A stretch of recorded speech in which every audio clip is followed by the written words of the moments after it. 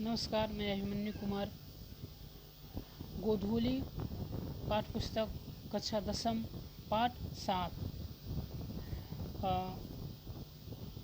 कहानी मछली, जिसके लेखक हैं विनोद कुमार शुक्ल। विनोद कुमार शुक्ल का जीवन परिचय देखते हैं। विनोद कुमार शुक्ल का जन्म 1 जनवरी 1937 ईस्वी में राजनांद गांव छत्तीसगढ़ में हुआ। उन्होंने वृत्ति के रूप में प्रधानपन को अपनाया। वे इंदिरा गांधी कृषि विश्वविद्यालय के एसोसिएट प्रोफेसर थे। वे 2 वर्षों तक 1994 से 1996 ईस्वी तक निराला सृजन पीठ में अतिथि साहित्यकार भी रहे।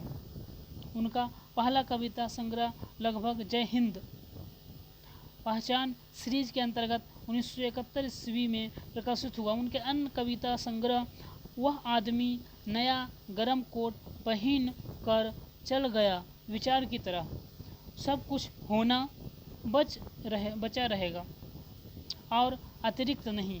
उनके 3 उपन्यास नौकर की कमीज, खेलेगा तो देखेंगे और दीवार में एक खिड़की रहती थी तथा 2 कहानी संग्रह पेड़ पे कमरा और महाविद्यालय भी प्रकाशित हो चुकी है। उनके उपन्यास के कई भारतीय भाषाओं का अनुवाद हो चुका है। इतालवी भाषा में उनकी कविताओं का एक कहानी संग्रह पेड़ पर कमरा का अनुवाद हुआ है। नौकर की कमीज उपन्यास पर मणि कौर द्वारा फिल्म का निर्माण हुआ है। विनोद कुमार शुक्ल को 1992 ईस्वी में रघु सहाय स्मृति पुरस्कार, 1997 ईस्वी में दया मोदी कवि सम्मेलन सम्मान और 1990 ईस्वी में साहित्य अकादमी पुरस्कार प्राप्त हो चुके हैं।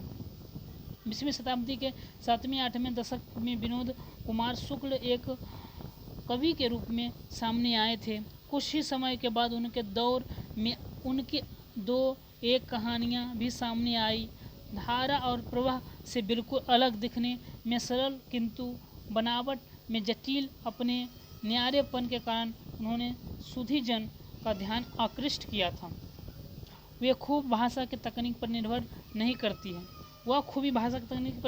करती है।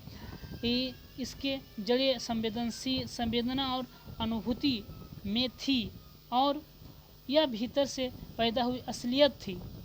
तब से लेकर आज तक वह अद्वितीय मौलिकता अधिक स्फुट, विपुल, बहुमुखी होकर उनकी कविता, उपन्यास और कहानियाँ भी उजागर होती आई।